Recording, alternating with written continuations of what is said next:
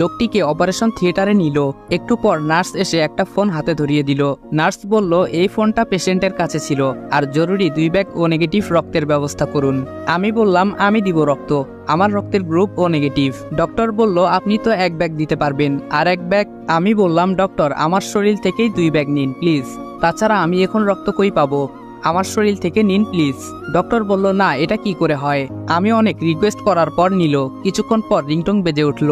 লোকটির ফোনে ফোন দিচ্ছে। রিসিভ করে সালাম দিলাম। অপর সাইড থেকে বলল, কে আপনি? আমার আব্বুর ফোন আপনার কাছে কেন? আমি বললাম, আপনার বাবা অ্যাক্সিডেন্ট করেছেন, হাসপাতালে চলে আসেন। কিছুক্ষণ পর মেয়েটি ও তার মা চলে আসলো। মেয়েটি দেখতে অপসরীর মতো। মেয়েটি বলল, আপনি ফোন রিসিভ করেছিলেন তাই না? আমি বললাম, হ্যাঁ। মেয়েটির মা বলল, ওনাকে এই হসপিটালে কে এনেছে? আমি বললাম, আমি নিয়ে এসেছি। মেয়েটি বলল, এই ফালতু মার্কা হসপিটালে ভর্তি করতে কে বলেছে আপনাকে? বলেই গালের মধ্যে কষে একটা থাপ্পড় লাগিয়ে দিল। এমন সময় নার্স বেরিয়ে এসে বলল, তাড়াতাড়ি এই মেডিসিনগুলো নিয়ে আসুন। আমি বললাম, আন্টি এই নেন ফোন ও মেডিসিনগুলো তাড়াতাড়ি নিয়ে আসেন, আমি চলে যাই। মেয়েটি বলল, ছোট লোকের বাচ্চা, যা ভাগ। আম্মু কাগজটা আমাকে দাও, আমি নিয়ে আসছি। আমি মনে মনে বললাম, হায়রে মানুষ, ওনার বাবাকে বাঁচাতে কত কি করলাম, আর উনি আমার গায়ে হাত তুললো, অপমান করলো। আমার কপালটাই হয়তো খারাপ, তাই এমন কষ্ট পাই।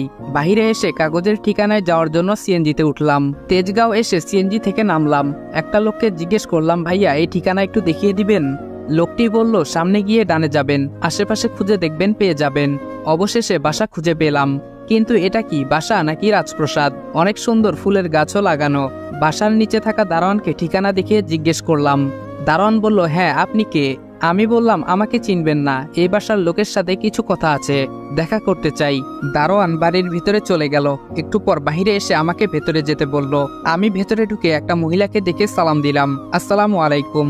এই টাকাগুলো মনে হয় আপনার স্বামীর। এই চিরকুটটা পড়ুন। পকেটে হাত দিয়ে খুঁজে পেলাম না, মনে হয় হারিয়ে ফেলেছি। আমি বললাম, কই গেল? পকেটেই তো ছিল। মহিলাটি বলল, কি হলো, বিড়বিড় করছেন? কিসের টাকা, কই দেখি। আমি বললাম, লাগেজের চেনটা খুলে দেখুন। আন্টি বলল, ইমির বাবা তো এই টাকা নিয়ে আসার কথা, উনি কই? আমি বললাম, আমি জানি না, আমাকে কথা বলতে না দিয়ে তুমি আমার বাবাকে খুন করনি তো?